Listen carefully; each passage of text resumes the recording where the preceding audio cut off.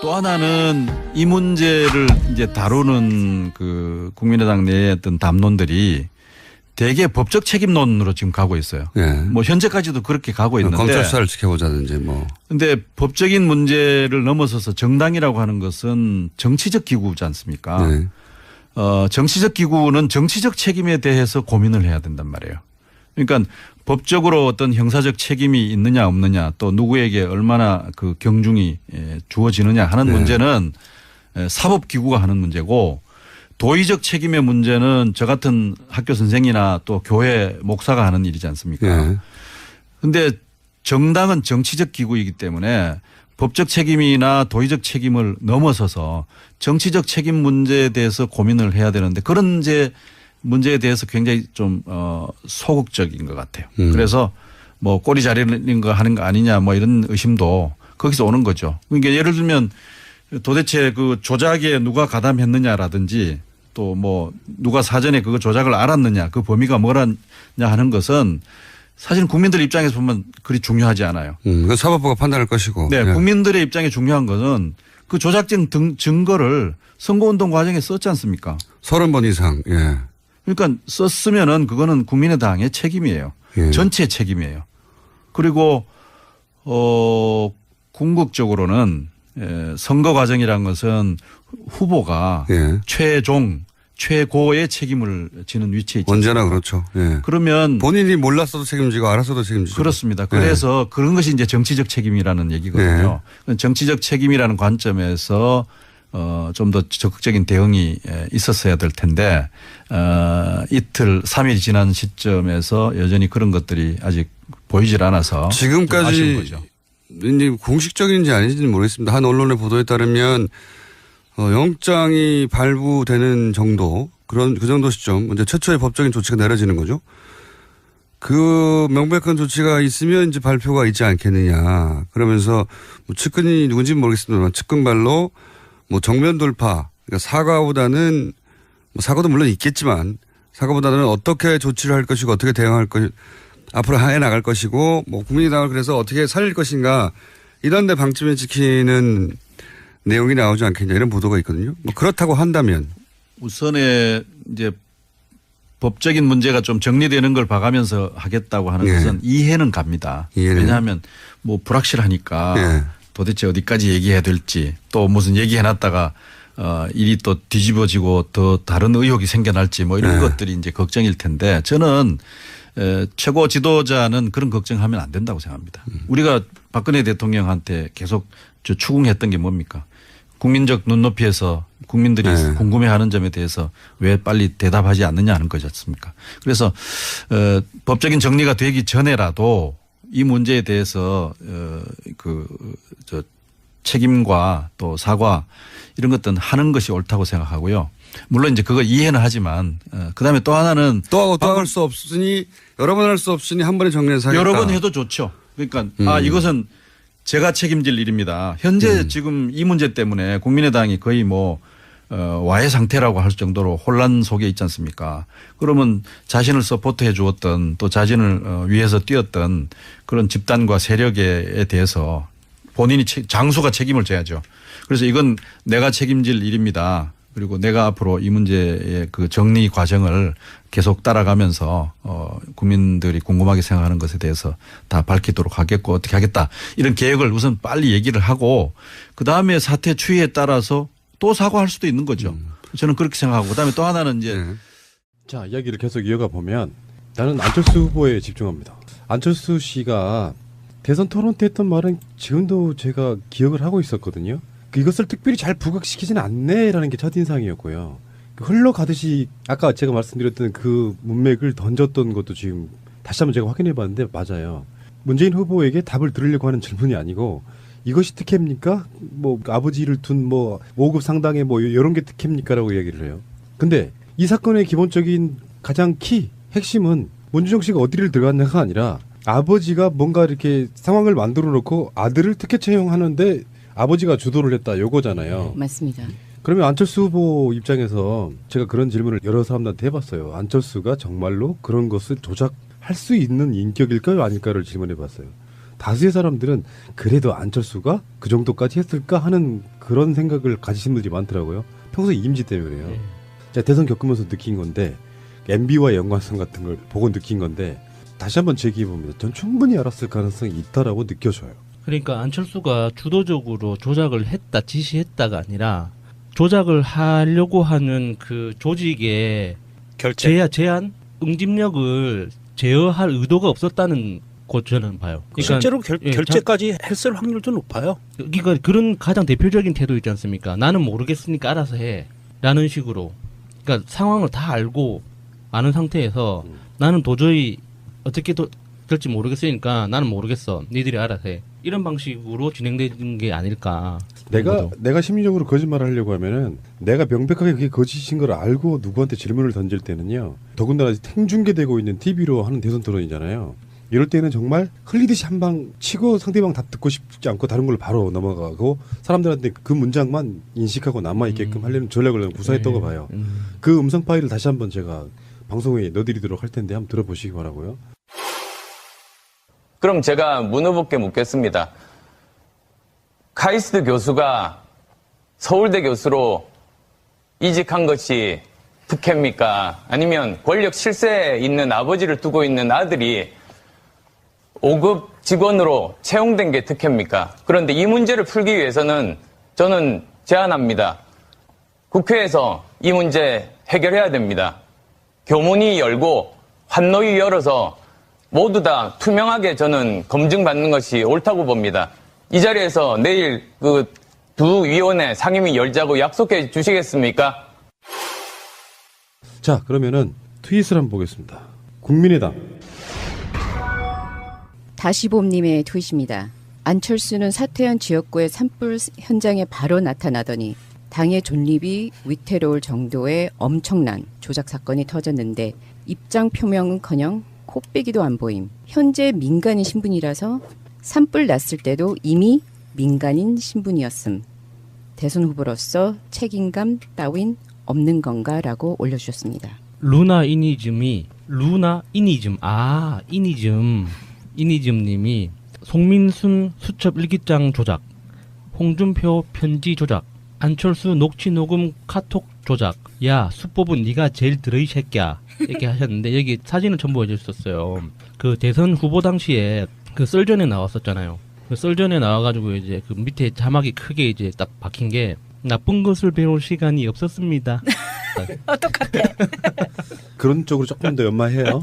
나중에 방송으로 많이 써먹게. 예, 프로 문발로로 거듭나도록 열심히 하겠습니다. 어제 어떤 분이 저한테 물어보시더라고요. 안철수가 사과를 할까요? 그래서 제가 대략 예측을 한 게 안철수 스타일로 보면 사과를 할 수는 있는데 당장 안 할 거다. 그리고 안 하고 그냥 넘어갈 가능성도 있다.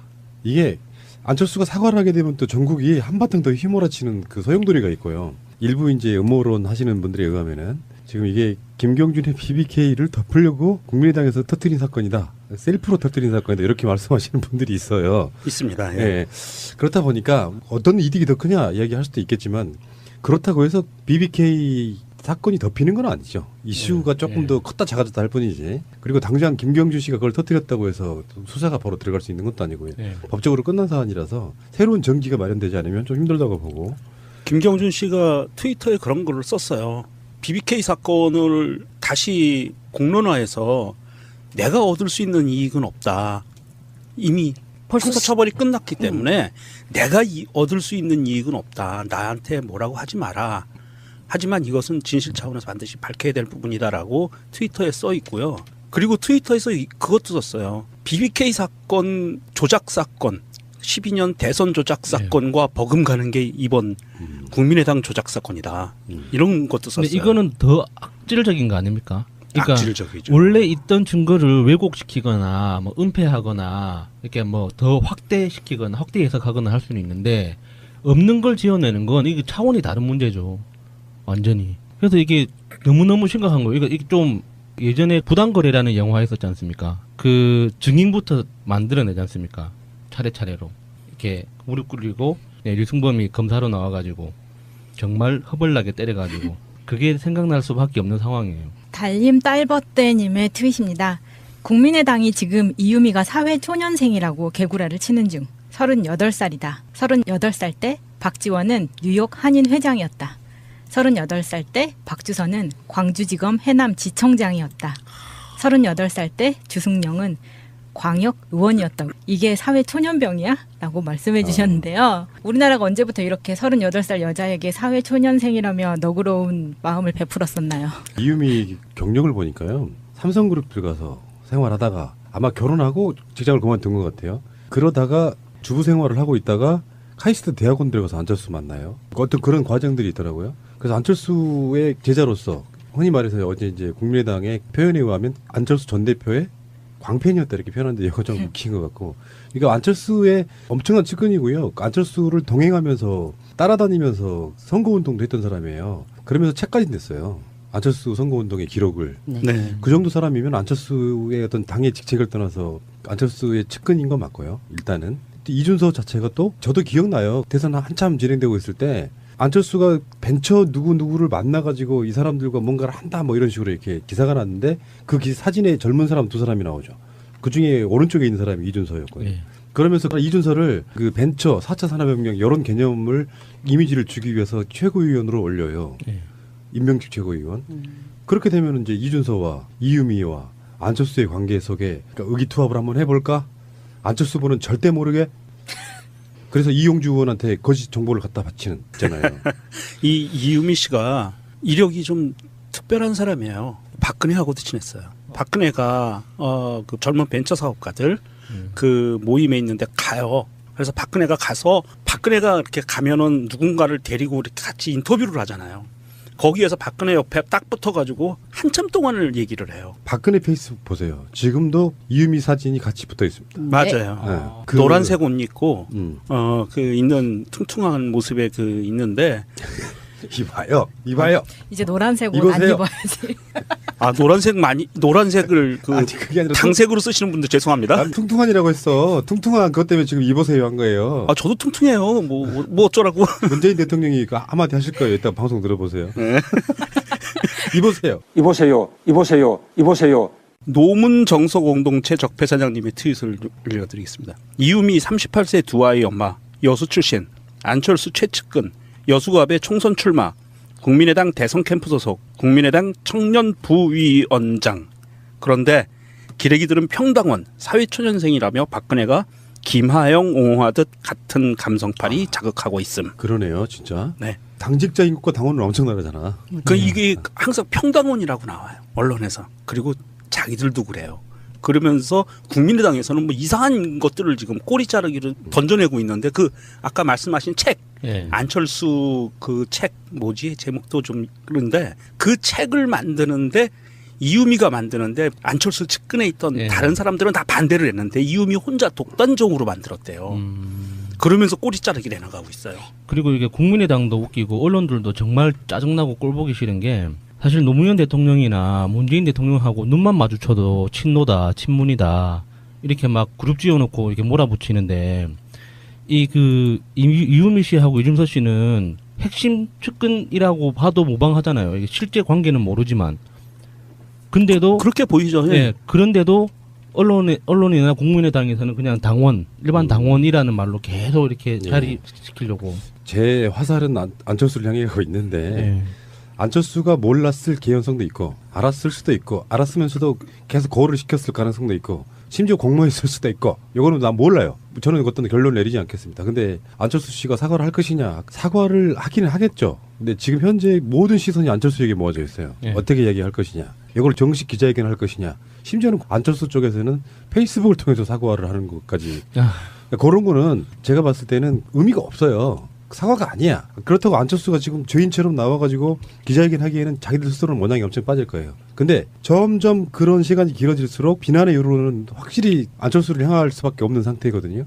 그런데 이제 정청래 의원이 안철수의 사과문을 미리 한번 써봤더라고요. 예언을 또 했어요. 네. 정청래와 더불어민주당님의 트윗입니다. 안철수의 입장 표명 예언. 안철수입니다. 저는 선거운동하느라 이런 일이 벌어졌는지 잘 몰랐습니다. 조작자를 잘 모릅니다. 정치가 이런 건지 실망입니다. 이건 새 정치가 아닙니다. 구태입니다. 구태 정치는 추방해야 합니다. 당에서 잘 처리해야 합니다. 끝입니다. 양쪽에서 이렇게 성대모사를 제대로. 그런데 제가 보기에는 저는 그렇게 또 예측을 하고 있어요. 안철수가 사과나 입장 표명에 대한 것을 하는 시기가 오늘 내일 이렇게 할 것 같지는 않고요. 검찰 수사가 어느 정도 들어가면서 검찰에서 기자회견하는 그 타이밍에 맞추지 않을까 싶어요. 그런데 지금 현재 안철수가 어디 있어요? 그러니까 서울에 있다는 소식도 있고 부산에 있다는 소문도 있고 미국에 있다는 소문이 제일 세던데요. 23일 날 부산에서 행사를 갖고 발표하기 직전에 그리고 이 기자회견 하기 직전에 미국으로 비행기 타고 가셨다는 얘기가 짜고 있는데. 쳤네. 이분은 큰 이슈가 있으면 항상 미국으로 가요. 아 부러워. 그 문재인 대통령 따라간 거 아니야? 아 그랬나? 내가 먼저 왔다 막 이러려고. 근데 그거 이런 거 있잖아요. 이게 이제 유체이탈 화법이라고 하는데 사실 정청래 의원이 그냥 쓴 글이 아니고 이런 방식으로 피해 왔어요. 자기 당내에 무슨 사건들이 일어나면은 내가 책임있다 이런 거보다는 구태다, 새정치가 아니다, 실망이다, 뭐 이런 방식으로 해왔기 때문에 어처구니가 없는 거죠. 그 사법부가 판단할 것이고. 네, 예. 국민들의 입장에 중요한 것은 그 조작된 증거를 선거운동 과정에 썼지 않습니까? 30번 이상. 예. 그러니까 썼으면은 그거는 국민의당의 책임이에요. 예. 전체의 책임이에요. 그리고 궁극적으로는 선거 과정이란 것은 후보가 예. 최고의 책임을 지는 위치에 있죠. 언제나 그렇죠. 예. 그러면 본인이 몰랐어도 책임지고 알았어도 책임지죠. 그렇습니다. 그래서 그런 것이 이제 정치적 책임이라는 얘기거든요. 정치적 책임이라는 관점에서 좀 더 적극적인 대응이 있었어야 될 텐데 이틀 3일 지난 시점에서 여전히 그런 것들이 아직 보이질 않아서 지금까지 아쉬운 거죠. 이제 공식적인지 아닌지는 모르겠습니다. 한 언론의 보도에 따르면 영장이 발부되는 정도 그 정도 시점 이제 최초의 법적인 조치가 내려지는 거죠. 그 명백한 조치가 있으면 이제 발표가 있지 않겠느냐. 그러면서 뭐 측근이 누군지는 모르겠습니다만 측근발로 뭐 정면 돌파, 그러니까 사과보다는 뭐 사과도 물론 있겠지만 사과보다는 어떻게 조치를 할 것이고 어떻게 대응할 것 앞으로 해 나갈 것이고 뭐 어떤 그런 집단과 세력에 대해서 본인이 장수가 책임을 져야죠.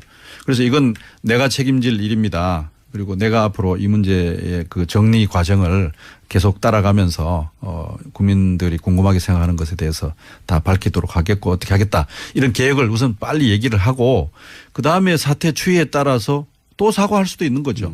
저는 그렇게 생각하고 그다음에 또 하나는 이제 자, 이야기를 계속 이어가 보면 나는 안철수 후보에 집중합니다. 안철수 씨가 대선 토론 때 했던 말은 지금도 제가 기억을 하고 있었거든요. 이것을 특별히 잘 부각시키지는 않네라는 게 첫인상이었고요. 흘러가듯이 아까 제가 말씀드렸던 그 문맥을 던졌던 것도 지금 다시 한번 제가 확인해 봤는데 맞아요. 문재인 후보에게 답을 들으려고 하는 질문이 아니고 이것이 특혜입니까? 뭐 아버지를 둔 뭐 5급 상당의 뭐 이런 게 특혜입니까라고 이야기를 해요. 근데 이 사건의 기본적인 가장 핵심은 문준정 씨가 어디를 들어갔냐가 아니라 아버지가 뭔가 이렇게 상황을 만들어 놓고 아들을 특혜 채용하는데 아버지가 주도를 했다 요거잖아요. 맞습니다. 그러면 안철수 후보 입장에서 제가 그런 질문을 여러 사람들한테 해봤어요. 안철수가 정말로 그런 것을 조작할 수 있는 국민의당을 그래서 어떻게 살릴 것인가 이런 데 방침을 지키는 내용이 나오지 않겠냐 이런 보도가 있거든요. 뭐 그렇다고 한다면 우선에 이제 법적인 문제가 좀 정리되는 걸 봐가면서 하겠다고 하는 것은 이해는 갑니다. 왜냐하면 뭐 불확실하니까 도대체 어디까지 얘기해야 될지 또 무슨 얘기해놨다가 일이 또 뒤집어지고 더 다른 의혹이 생겨날지 뭐 이런 것들이 이제 걱정일 텐데 저는 최고 지도자는 그런 걱정하면 안 된다고 생각합니다. 우리가 박근혜 대통령한테 계속 추궁했던 게 뭡니까? 국민적 눈높이에서 국민들이 궁금해하는 점에 대해서 왜 빨리 대답하지 않느냐 하는 거지 않습니까? 그래서 법적인 정리가 되기 전에라도 이 문제에 대해서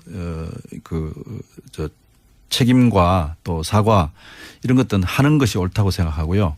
물론 이제 그거 이해는 하지만 그다음에 또 하나는 또 할 수 없으니 여러 번 할 수 없으니 한 번에 정리해서 하겠다. 여러 번 해도 좋죠. 그러니까 이것은 제가 책임질 일입니다. 현재 지금 이 문제 때문에 국민의당이 거의 뭐 와해 상태라고 할 정도로 혼란 속에 있지 않습니까? 그러면 자신을 서포트해 주었던 또 자신을 위해서 뛰었 또 하나는 이 문제를 이제 다루는 그 국민의당 내의 어떤 담론들이 대개 법적 책임론으로 지금 가고 있어요. 예. 뭐 현재까지도 그렇게 가고 있는데. 검찰 수사를 지켜보자든지 뭐. 근데 법적인 문제를 넘어서서 정당이라고 하는 것은 정치적 기구지 않습니까? 네. 정치적 기구는 정치적 책임에 대해서 고민을 해야 된단 말이에요. 그러니까 법적으로 어떤 형사적 책임이 있느냐 없느냐 또 누구에게 얼마나 그 경중이 주어지느냐 하는 문제는 사법기구가 하는 문제고 도의적 책임의 문제는 저 같은 학교 선생이나 또 교회 목사가 하는 일이지 않습니까? 그런데 정당은 정치적 기구이기 때문에 법적 책임이나 도의적 책임을 넘어서서 정치적 책임 문제에 대해서 고민을 해야 되는데 그런 문제에 대해서 굉장히 좀 소극적인 것 같아요. 그래서 뭐 꼬리 자르는 거 하는 거 아니냐 뭐 이런 의심도 거기서 오는 거죠. 그러니까 예를 들면 도대체 그 조작에 누가 가담했느냐라든지 또 뭐 누가 사전에 그거 조작을 알았느냐 그 범위가 뭐라냐 하는 것은 사실 국민들 입장에서 보면 그리 중요하지 않아요. 는 인격일까요 아닐까를 질문해봤어요. 다수의 사람들은 그래도 안철수가 그 정도까지 했을까 하는 그런 생각을 가지신 분들이 많더라고요. 평소 이미지 때문에요. 제가 대선 겪으면서 느낀 건데 MB와 연관성 같은 걸 보고 느낀 건데 다시 한번 제기해봅니다. 전 충분히 알았을 가능성이 있다라고 느껴져요. 그러니까 안철수가 주도적으로 조작을 했다, 지시했다가 아니라 조작을 하려고 하는 그 조직의 제한, 응집력을 제어할 의도가 없었다는 거 저는 봐요. 그러니까 실제로 결재까지 했을 확률도 높아요. 그러니까 그런 가장 대표적인 태도 있지 않습니까? 나는 모르겠으니까 알아서 해. 라는 식으로.